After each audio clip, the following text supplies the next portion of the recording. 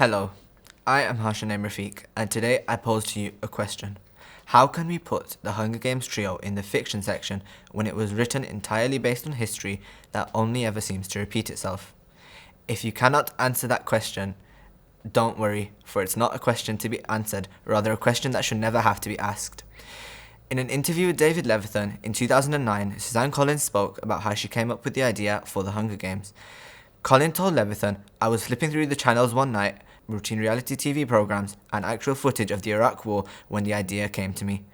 You may wonder why I am telling you this. It's because it perfectly represents our current situation. You may find what I am about to tell you deeply disturbing. However, there are genocides and crimes against humanity taking place around the globe, and I believe that these barbaric events must be spoken about." Today, I'll give you a brief history on the conflict in Palestine and what I believe has led to Israel committing a genocide and ethnically cleansing the state of Palestine. Let's start at the beginning, not October the 7th, like many people famously believe, rather in the very early 1900s. According to the National Army Museum's website, the British took control of Palestine in 1920. Over the next 2 decades, 100,000 Jews entered the country.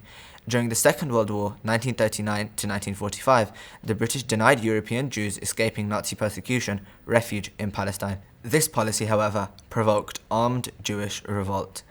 There were 2 main terrorist groups, the Irgun, the National Military Organization, and an even more militant group, the Fighters for the Freedom of Israel, or the LHI. After the Second World War, over 250,000 Jews were left displaced, but the British still refused to lift the ban. The 2 groups allied and attacked the British as best as they could for the next 2 years.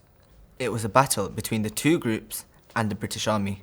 So in 1947, the British government announced that they had referred the problem to the UN, and on the 15th of May 1948, the British departed and left Palestine with a 2-state solution, quite like the partition of India and Pakistan. Stated by Vox News Channel, the Palestinian Liberation Organization, formed in the 1960s, fought against Israel. On the 6th of June 1982, Israeli troops invaded South Lebanon, attacking the PLO. Back in occupied Palestinian territory, Israeli settlers were moving in.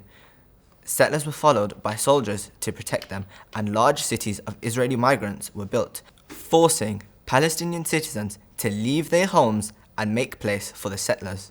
Around 1993, a more militant group was formed in Gaza, Hamas. It was now clear that Israel and Palestine had to make peace, so leaders from both sides, the Israeli government and the PLO, signed the Oslo Accords, a peace treaty. Now, the PLO recognized Israel, and Israel recognized the PLO as representatives of the Palestinian people. However, the Israeli president was then shot dead by a far-right Israeli in Tel Aviv, and Hamas launched many suicide bombings to try and sabotage the process of the Oslo Accords. Palestinians rose up in the second uprising of 2000 to 2005. This time, they were much more violent. In 2005, Israel withdrew from Gaza, but Hamas took control and separated from the Palestinian Authority, previously the PLO. Israel puts Gaza under a suffocating blockade and unemployment rises to 40%. Geographically, the conflict has not developed much. However, and this is where it gets really bad, the IDF, the Israeli military, have been committing unspeakable crimes against humanity and have been actively performing acts of ethnic cleansing in occupied Palestinian territory for decades. In short, they have committed a genocide. I believe the Western world's actions greatly contradict what they preach. Did you know that women were being denied basic feminine hygiene products? It is unthinkable the hell that the IDF unleash onto the Palestinian civilians every single day. At this point, you should be wondering what you can do to help the oppressed. You could donate to Palestine, you could go to protests, or the cheapest and arguably the simplest, you could boycott brands that donate to Israel such as Starbucks, McDonald's, or Disney. I am glad to be living in a generation that understands the urgency of my appeal and why we cannot stay silent any longer. But I also live in a world where government do not care enough about the people, rather its own wealth and stability. We have to speak up and we have to continue to speak up until we see our government taking action against Israel. We cannot let the people of Palestine suffer, and we cannot let the world make Palestine a trend.